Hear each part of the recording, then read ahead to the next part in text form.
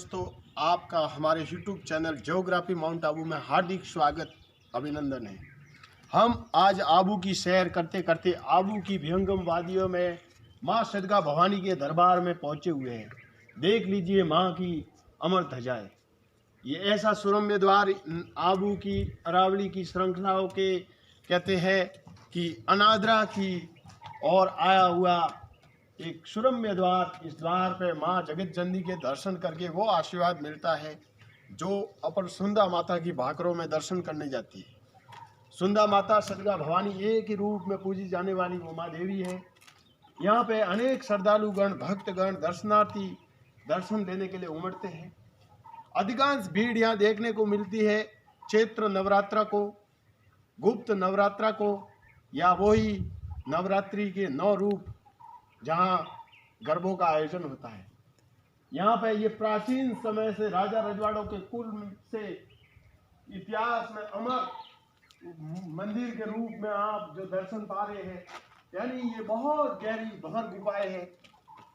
यहाँ पे ये जो भी आज की आधुनिक टेक्नोलॉजी से ये बने हुई चीज, परंतु यहाँ आधुनिकता का नाम मात्र के सीमेंट रूप में है।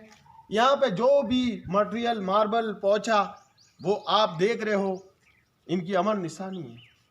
ये जो भी जीव जंतु हो, इन्होंने यहाँ पे अपने जीवन को अमर इतिहास में ऐसा कायम किया कि ये मंदिर के यहाँ पे श्रद्धालुगण ठहरे, उनके लिए मस्जिद के बड़ी बड़ी धर्मशालाओं का निर्माण किया। उनके कहते हैं सिर पे टांग के जितनी भी रेत हो, जितना भी सीमेंट हो, यहाँ तक पहुँचा।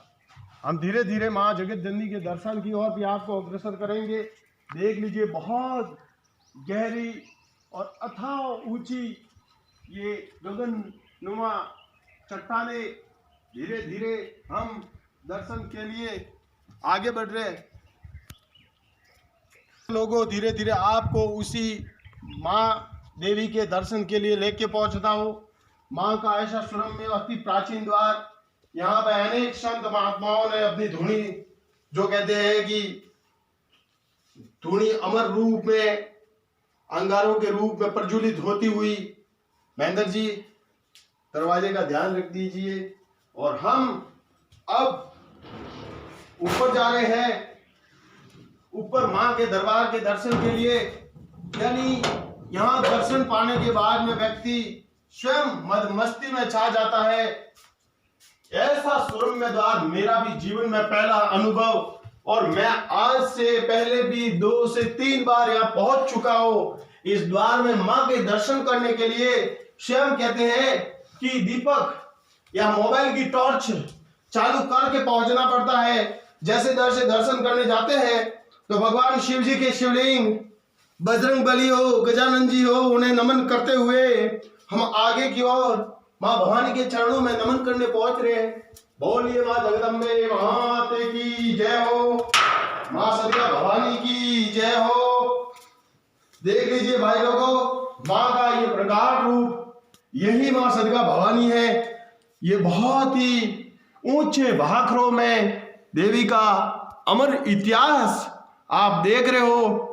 सदका भवानी और उनके 3 या 2 परम भक्त हुए, जिन्हें कानावेला के रूप में आप हम सब जानते हैं कि वो माँ सुंदा माता के परम भक्त थे।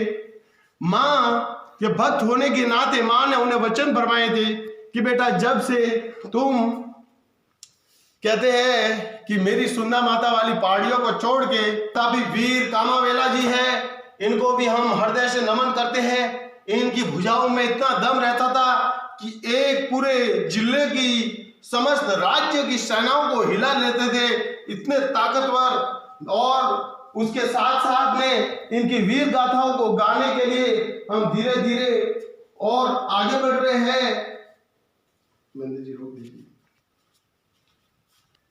भाई लोगों। कानावेला का इतिहास यहाँ इस प्रकार से जुड़ा है कि जब कानावेला माँ जो आज जालोर के अंदर दर्शन करते हैं सुंदा माता के, तो सुंदा माता के परम भक्त थे।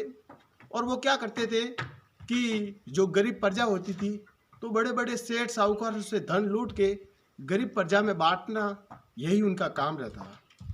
परंतु कहते हैं उनके पीछे राजस्थान गवर्नमेंट की पुलिस लग गई और उनका पीछा करती गई और वो सुंदा माता की भाकर छोड़ के इन आबू की वादियों में माँ सदका भवानी के दरबार में आ गए। तो माँ के वचन थे कि जब से तू मेरा प्रांगण छोड़ लेगा तब तेरे प्राणों की रक्षा मैं नहीं कर पाऊंगी।